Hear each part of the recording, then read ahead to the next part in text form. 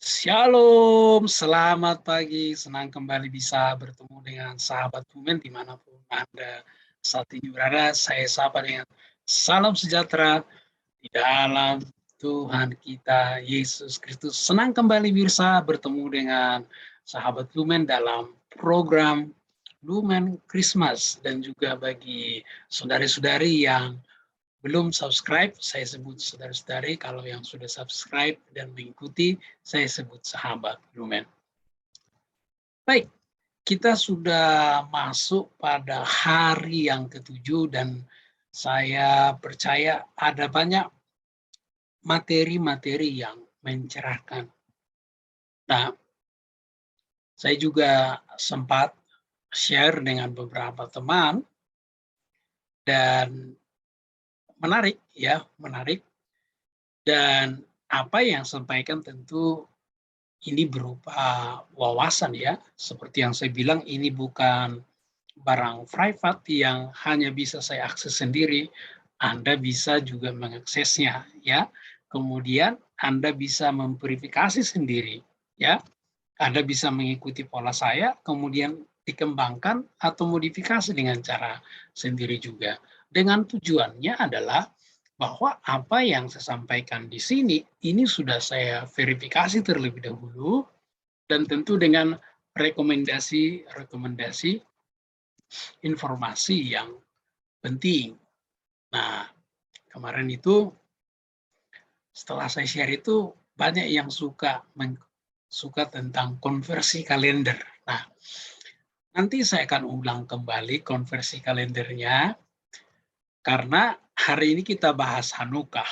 Nah, nanti kan kita bahas itu 25 Kislev yang dimana itu adalah hari perayaan Hanukkah.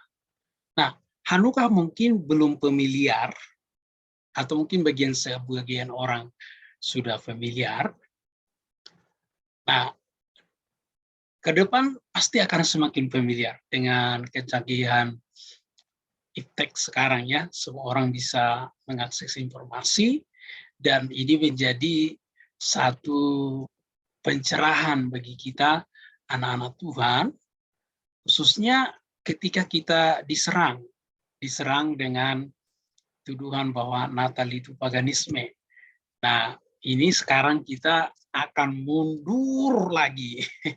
Seperti yang kemarin saya bilang, mundur ya. Nah, mungkin yang karena bertepatan Hanukkah ini, 25 Hanukkah, di mana Yesus lahir pada saat itu 25 Desember, jadi hari yang sama, tanggal yang sama pada saat itu, maka kita perlu gali Hanukkahnya dong. Nah, sekali lagi, kalau Anda perhatikan beberapa lalu, saya sempat menyebut itu Yudas Makabe, ya, yang menentang saat itu pemerintahan, khususnya Syria, ya, pemerintahan Syria, karena mencemarkan bait suci. Nah, itu sekitar sebentar nanti akan saya tunjukkan tahunnya ya. Nah, sebelum kita ke sana terlebih dahulu, nah, saya mau beritahu nanti di akhir ini kita akan menghubungkan peristiwa-peristiwa ini dengan Yesus sendiri. Nah, menarik sekali karena tidak ada yang kebetulan, ya, tidak ada yang kebetulan. Kemarin juga saya sempat share dengan beberapa rekan-rekan bahwa Yesus lahir itu bukan di sembarangan kandang domba, enggak sembarang. Dan juga enggak sehina-hina seperti yang dibuat di drama itu. Itu kan hanya drama, ya dengan ekspektasi, ya menggambarkan bagaimana Yesus lahir. Ya lagi-lagi itu kan ilustrasi, ya. Tentu itu terbatas. Tapi sekali lagi tidak sehina-hina seperti yang kita pikirkan itu, ya. Karena enggak sembarang, bukan sembarang kandang domba juga. Nah, hari ini kita, seperti yang saya katakan tadi, kita akan membahas secara khusus Hanukkah. Hanukkah ini hari penyalaan lilin, ya. Kalau Anda di Israel, kalau punya teman orang Yahudi, Anda akan menyebut Happy Hanukkah. Ya, di sini akan menyalakan lilin. Tapi ini sepertinya yang saya ambil gambarnya kurang tepat ya. Harusnya dia 9. Oke, no problem. Oke. Nah, Hanukkah ini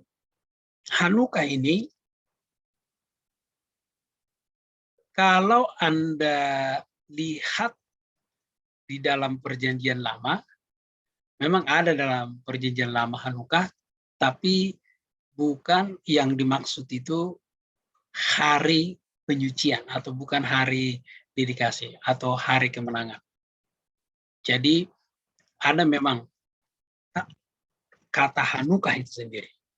Tapi kalau hari perayaan Hanukkah itu tidak ada di dalam perjanjian lama. Ya, perayaan Hanukkah itu. Karena apa? Kita tahu bahwa orang Yahudi itu punya 7 hari raya besar.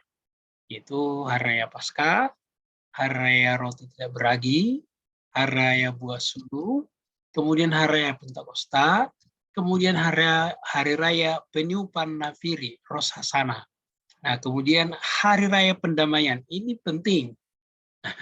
Kenapa penting ya? Yom Kippur ini, hari raya pendamaian ini kita ingat ketika Zakaria, Imam Zakaria, dia melakukan tugasnya, malaikat berbicara kepada dia. Ya. Kemudian 6 bulan setelah itu, malaikat datang kepada Maria. Nah, jadi hari raya itu yang ada dalam kitab itu bukan sekedar saja, semua kalau kita dalami punya makna tersendiri. Kemudian kalau Anda perhatikan di sini, yaitu hari raya peniupan nafiri atau Roh Hasanah, itu bulan ke-7. Ya, itu hari raya seperti hari raya tahun baru. Ya. Jadi sedikit unik budayanya. Kalau kita tahun barunya dirayakan bulan Januari itu, kalau mereka bulan ke-7. Tapi itu gaya mereka. Kita semua punya budaya masing-masing. Nah, punya pendekatan masing-masing. Nah, yang saya maksud di sini bukan berarti kita harus mengikuti semuanya seperti orang Yahudi. Enggak, bukan itu maksudnya. Ini wawasan bagi kita supaya kita lebih mengenal Alkitab yang kita pegang. Nah, secara khusus memang seperti yang saya katakan tadi, Hanukkah itu tidak tertulis. Hanukkah yang dirayakan sekarang itu tidak tertulis dalam perjanjian lama, tetapi tersirat ada. Ya, tetapi tersirat ada dan orang Yahudi memahaminya demikian. Ya. Nah, pertanyaannya dari mana datangnya Hanukkah ini? Ya, ini kalau Anda perhatikan, ini adalah 11 hari raya Yahudi saat ini. Ini 10 plus 1 ya, plus 1, tapi yang wajib itu 7 plus 1 yaitu Hanukkah. Jadi ini adalah perayaan-perayaannya dan tanggal-tanggalnya konversinya. Secara khusus saya ambil di sini tahun 2024 ya. Ini nanti 25 Kislev jatuh pada tanggal 26 Desember, Natal kedua. Oke, pada tahun 162 sebelum Masehi. Ini sebentar ya. Sedikit.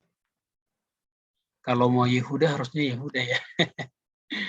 Yudas Makabe. Oke.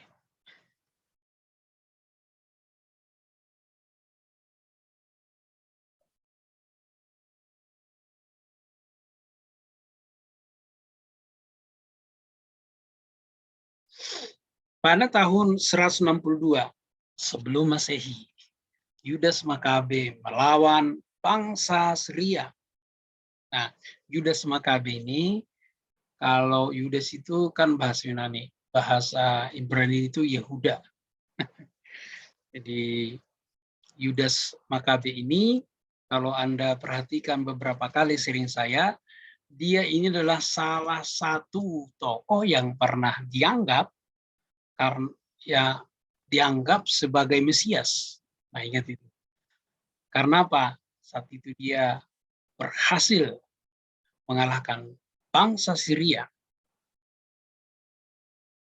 yang menjajah bangsa Israel dan menajiskan bait Allah. Nah, kalau Anda perhatikan beberapa video yang lalu saya menyebutkan bahwa saat itu bait Allah itu dinajiskan dengan bedua, dan itu sangat menyakiti hati bangsa Israel. Dan kalau kita lihat sedikit catatan sejarah ya, ini catatan sejarah.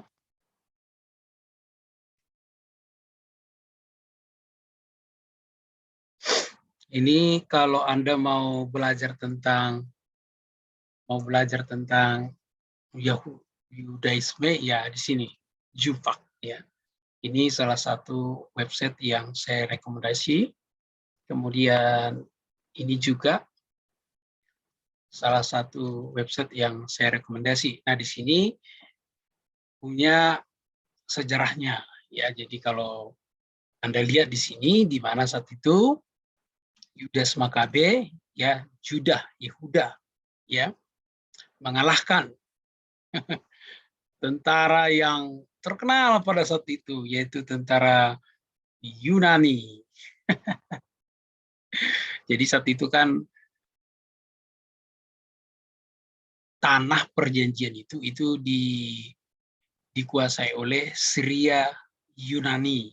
Jadi kalau dibilang mengalahkan Syria betul, kemudian Yunani juga betul. Ya.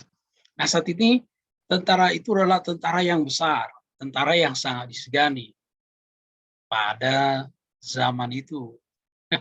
Bahkan pengaruhnya masih sampai pada, yaitu nanti bahasa sampai perjanjian baru itu kan bahasa internasionalnya itu adalah Yunani, ya. Jadi saat itu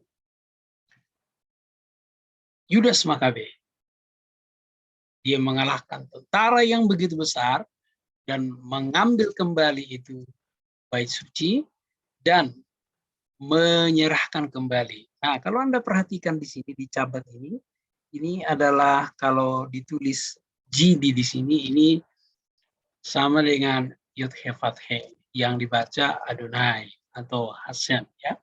Jadi ini kalau dalam bahasa Indonesia Tuhan, kalau dalam Alkitab LA itu Tuhannya itu huruf besar semuanya. Nah, jadi saat itu menang, bait suci kembali ditarik ya, bait suci kembali diklaim. Kemudian pada saat nah ini saya sebenarnya sudah screenshot, tapi saya sengaja tunjukkan ini bahwa seperti yang saya bilang, ini semua orang pelajari. Nah, ini saya sudah rekomendasi Bapak Ibu ya. Jadi ada dua, dan sahabat Dumen ada dua website. Ada dua website yang saya rekomendasi di sini. Kalau mau verifikasi, ya silahkan.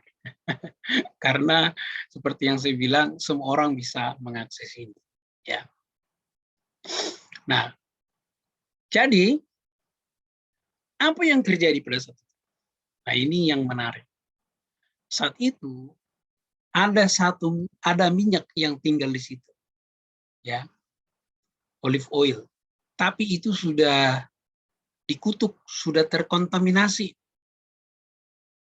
Maka hanya ada saat itu minyak. Dan logikanya pada saat itu adalah minyak itu hanya bisa bertahan 1 hari. Apa yang terjadi pada saat itu? Seperti yang dari sini, ternyata minyak itu bertahan sampai 8 hari. Nah, itulah sebabnya Hanukkah itu dirayakan 8 hari. Kemarin Anda masih ingat kita belajar signifikansi angka 8 dan Hanukkah juga adalah hari raya penting ke-8 bagi orang Yahudi. Nah, jadi saat itu, wah, hanya bisa 1 hari, ternyata minyak itu bertahan 8 hari. Luar biasa. Itu sebabnya Hanukkah ini adalah hari raya kemenangan, hari raya mujizat minyak, saya sebut mujizat minyak, dan hari raya di mana mereka merayakan lilin. Nah, jadi kalau Anda perhatikan, tadi saya bilang kalau di gambar saya yang pertama itu 7, harusnya dia 8. Ya, karena ada 8 hari. Kalau Anda lihat di sini, ini namanya syamas atau pembantu. Jadi hari pertama dinyalakan, kemudian nyalakan 1 nanti sampai hari ke-8. Nah, hari pertama, lilin pertama, hari kedua, lilin kedua, dan selanjutnya sampai nanti 8 hari. Nah, jadi sekarang kita sudah tahu sejarah singkatnya. Oh, Hanukkah itu kita ingat sama-sama bahwa di mana bait suci kembali direbut, kemudian ditakbiskan kembali, ya, ditakbiskan kembali, dan pada saat pembersihan itu ada satu mujizat minyak, saya sebut itu mujizat minyak, ya, yaitu yang hanya 1 hari, ya, hanya bertahan 1 hari, ya, kemudian menjadi bertahan 8 hari. Nah, seperti yang saya bilang, Anda bisa baca sejarah penuhnya di sini.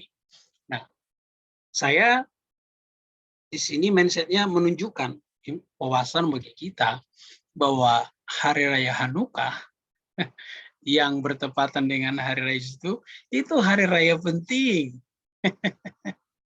Hari raya yang penting, ya. Apa yang penting di situ? Bait Allah, ya, disucikan kembali, artinya wah, bagi bangsa Israel itu sesuatu yang wow gitu. Anda bayangkan kalau Anda zaman sekarang Covid sudah tidak ada, Anda bisa beribadah tanpa batasan lagi. Wah, itu pasti sesuatu yang wow banget. Ya, itu hanya perbandingan saat ini, tapi bagi mereka saat itu wow, yang itu seperti yang saya bilang, kalau bait suci itu dinajiskan, itu sangat menyakiti hati mereka. Nah, kemudian ada mujizat. Ada mujizat minyak di sini. Ada kuasa Tuhan di sini. Nah, seperti yang saya bilang tadi, bahwa tidak tertulis secara literal di dalam Alkitab Perjanjian Lama, yang tertulis secara literal itu dan persis tanggalnya itu, yaitu di dalam kitab 2 Makabe, ya. Jadi jelas di kitab Makabe, maka terjadilah tepat pada hari seperti bait suci telah disamarkan oleh kaum asing, pentahiran bait Allah dapat dilaksanakan. Jadi saat itu Yudas Makabe bersama rombongan mentahirkan bait Allah, tepatnya tanggal 25 Kislev. Jadi tanggal 25 Kislev adalah hari raya Hanukkah. Nah, apa yang dilakukan pada hari Hanukkah? Ini tadi yang sejarahnya, itu yang saya bilang tadi mujizat minyak, yaitu menyalakan lilin. Mungkin ada bertanya,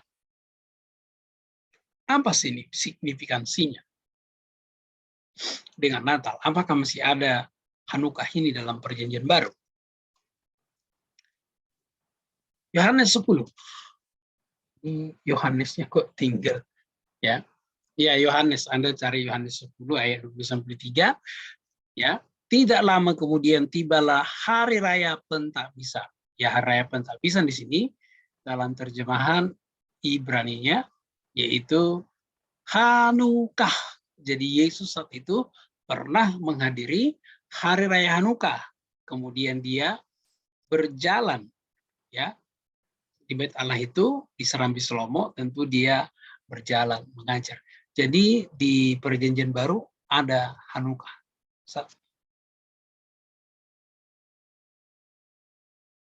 Sekali lagi, hari raya Hanukah ini menyalakan lilin.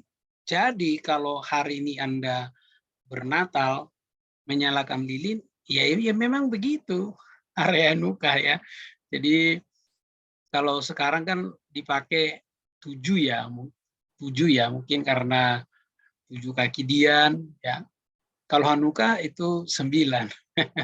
4 kiri 4 kanan ya. Oke, tapi that's not the biggest deal, oke. Ya artinya apakah harus 8, harus 7 ya. Yang mau saya sampaikan di sini adalah bahwa Natal itu, Hanukah itu ya hari kelahiran Tuhan Yesus atau hari raya Natal.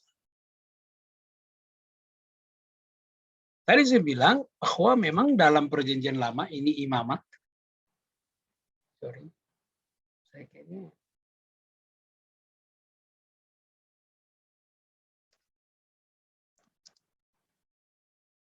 suka kurang-kurang.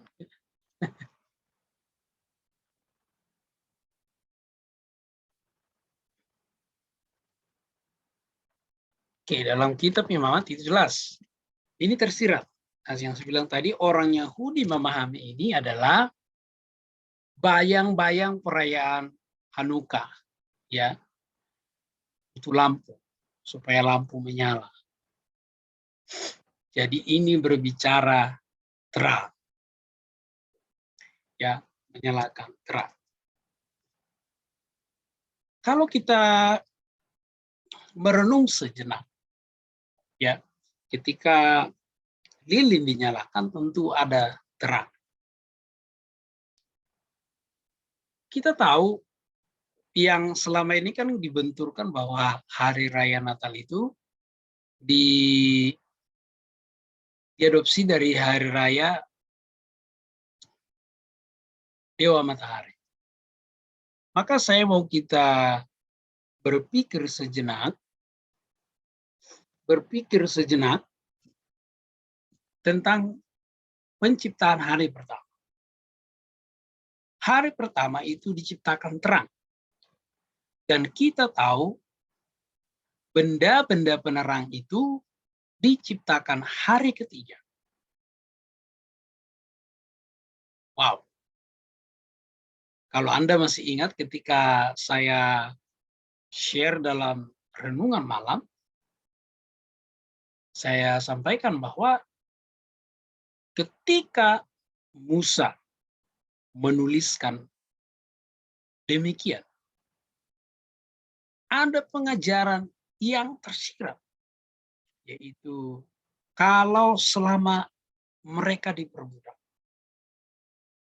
termasuk bangsa Mesir pada saat itu, ya tentu bangsa Israel juga tahu bangsa Mesir itu menganggap dewa matahari itu dewa yang tertinggi. Ternyata tidak. Terutama terjadi gelap. Saat itu tak berdaya. Yang tersirat di situ apa yang mau dikatakan oleh firman Tuhan adalah sebelum matahari itu ada, maka terang itu sudah ada. Maka matahari itu minjam terang dari Tuhan, dari Adonai.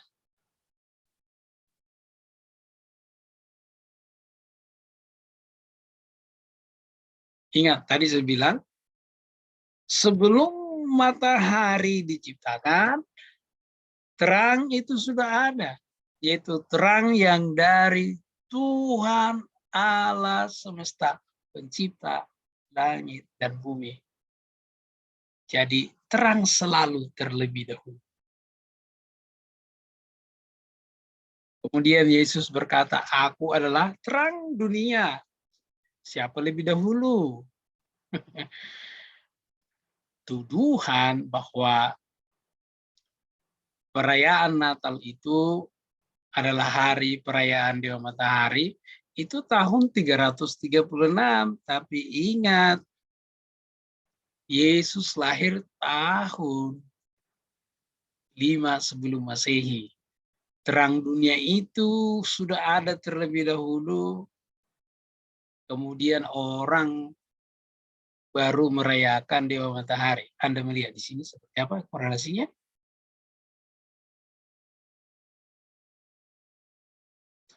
Jadi kalau kita merayakan Natal, menyalakan lampu, bukan hanya sekedar menyalakan, itu mengingatkan bahwa Yesus adalah terang dunia dan kita juga adalah terang dunia, di mana kita mendapat terang itu dari Yesus sendiri. Jadi kalau kita merayakan Natal dengan terang benderang, dengan menyalakan lampu atau lilin, itu mengingatkan Yesus adalah terang dunia. Dan tidak kebetulan Yesus sang terang dunia itu lahir pada hari raya Hanukkah, hari raya penyalaan lilin. Wow, tidak kebetulan. Jadi kalau Hanukkah sama dengan Natal, kita bisa melihat sangat relevan, ya. Jadi apakah ada di sini paganisme? Oh tidak. Justru pada hari raya Hanukkah, ya, itu paganisme dibuang semua.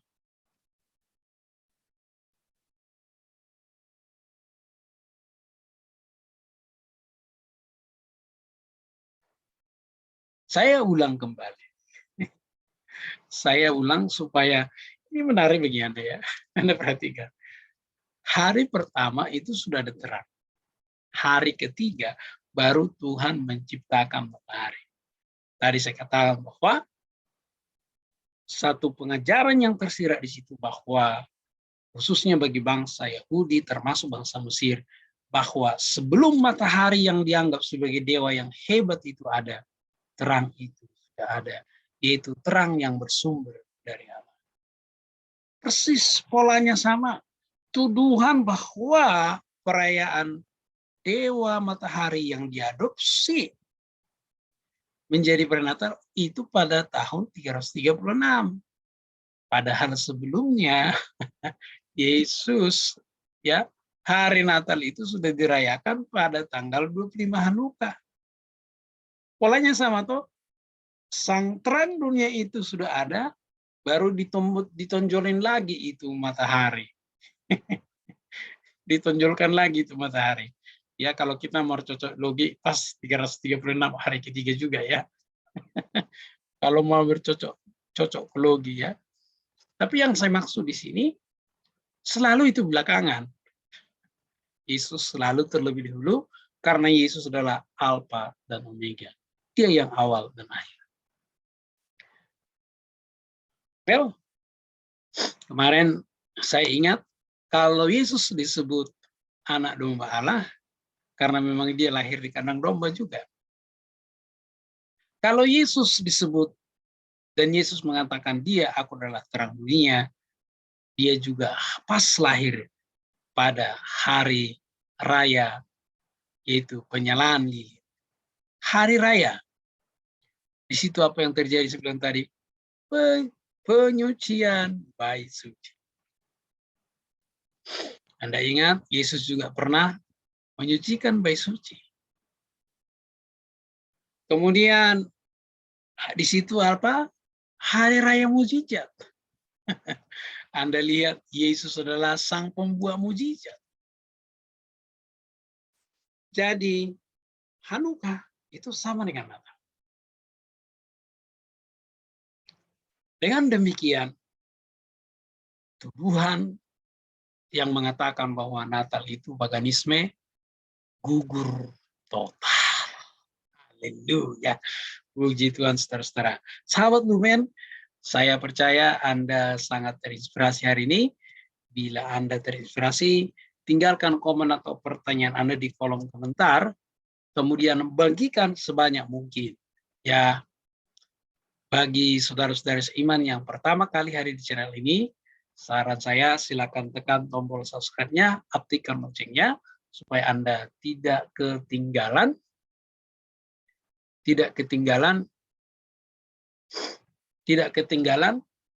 yaitu mengenai pengajar Lumen Christmas ini. Ya, ini udah hari yang ke-7. Nah, tidak perlu khawatir karena Anda masih bisa mengikuti hari pertama sampai hari ini. Nah, nanti ini masih berlangsung 18 hari ke depan. Nah, besok kita akan membahas yaitu Kejadian 3:15, karena menurut saya itu juga penting. Kalaupun misalnya nanti ada tambahan-tambahan yang menurut saya penting ditambahkan dalam 7 episode ini terkait dengan bagaimana kita mematahkan tuduhan Natal itu paganisme, nanti akan saya tambahkan ya. Baik, hari ini sampai di sini. Saya mohon sekali lagi, mari sebarkan pengajaran ini. Baik, tadi saya sempat katakan bahwa di akhir saya akan menunjukkan bagaimana kita mengkonversi tahun kelahiran Tuhan Yesus ya. Karena saya sudah berjanji tadi, maka saya tampilkan ya.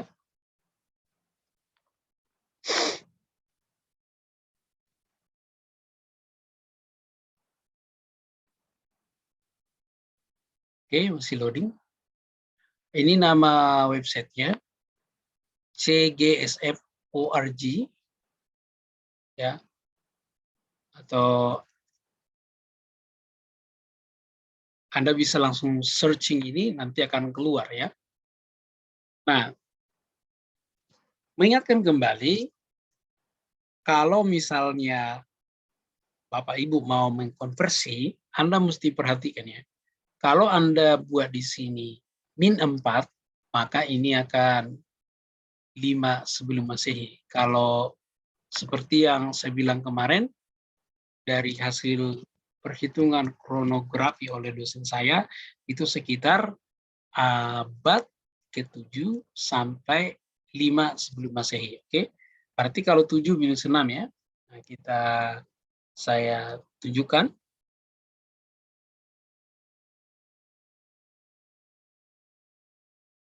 Ini internetnya sedikit lambat ya.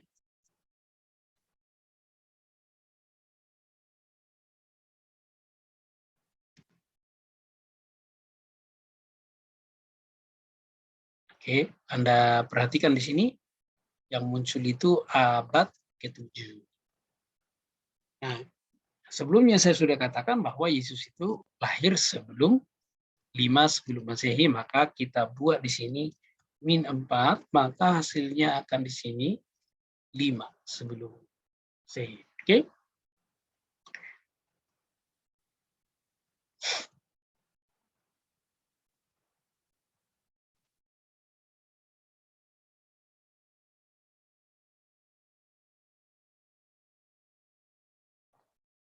Oke, nanti kita lihat hasilnya.